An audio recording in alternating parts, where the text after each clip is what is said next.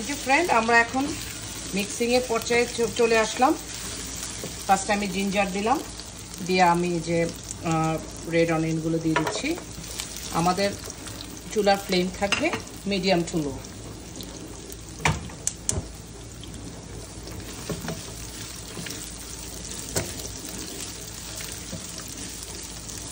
আমি just 1 minute করে সতে করব সব। এখন এখানে এই পর্যায়ে আপনারা যদি সল্ট দিতে চান, এটা একান্ত আপনাদের পছন্দ অনুযায়ী। তা আমি এখানে জাস্ট অল্প সল্ট মিশাইছি, কারণ আমার চিকেনে সয়া সস আছে, যার জন্য আমি সল্টের পাটটা এখানে জাস্ট সতে করার জন্য দিচ্ছি।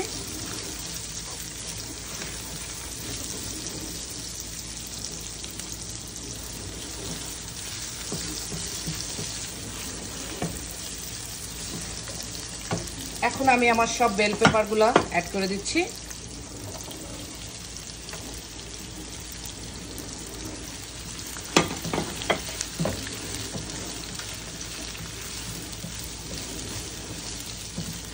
আমি বেল পেপারগুলো অ্যাড করে আমি 1 মিনিট সতে করব।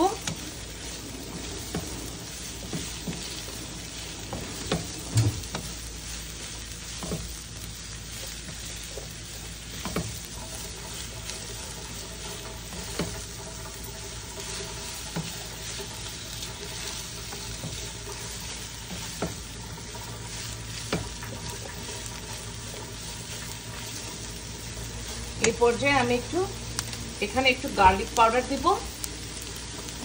এটাও অপশনাল, যদি আপনারা গার্লিক পাউডার লাইক করেন, কিন্তু আমার কাছে মনে হয় যেহেতু আমি চিকেন অ্যাড করতেছি, আমি সামান্য একটু গার্লিক পাউডার এখানে অ্যাড করতেছি।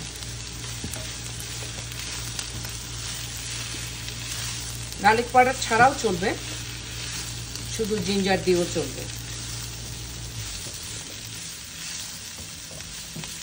এই যে আমার বেল পেপারগুলো 1 মিনিট আমি সতে করে ফেললাম।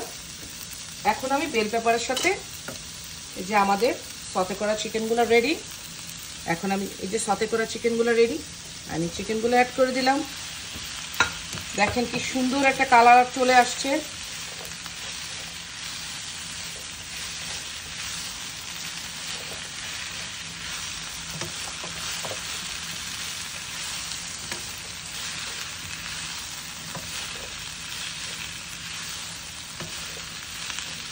আমি এখানে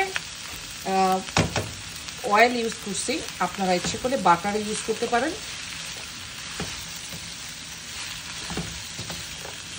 সব কিছু মেশানোর জন্য আমি অয়েল দিয়ে সতে করে নিচ্ছি।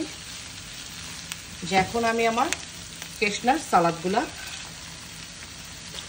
কেশনাটগুলা মিক্স করে দিলাম সালাদের সাথে।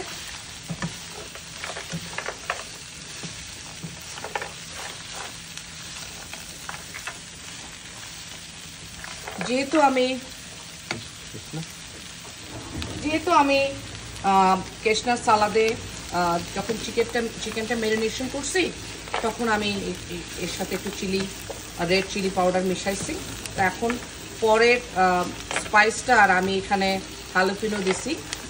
তো ডিপেন্ড করে আপনারা কতটুকু ঝাল খাবেন, সেইটার উপর ডিপেন্ড করে আপনারা এখানে চিলিটা ইউজ করবেন।